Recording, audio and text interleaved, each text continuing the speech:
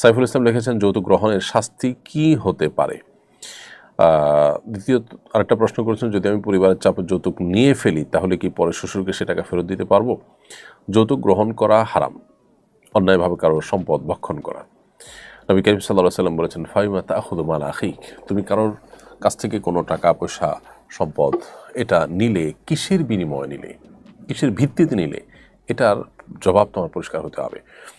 একজন মানুষ তার মেয়ে আপনার কাছে বিয়ে দিয়েছেন, এরপর আপনি তার কাছ থেকে আবার জিনিসপত্র নিলেন, টাকা পয়সা নিলেন, তাহলে এই নেওয়াটা কিসের ভিত্তিতে নিলেন?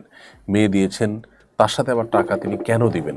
আপনি কি কোনো সার্ভিস তাকে দিয়েছেন যার বিনিময়ে আপনি নেবেন? তো এই যে ব্যাপারটা, এটা তিনি আলাদা পরিষ্কার যেটা গুনাহের কথা। সুনির্দিষ্ট কোনো শাস্তির কথা না বলা থাকলেও বান্দার হক নষ্ট করার যে শাস্তি সেটা এখানে প্রযোজ্য হবে।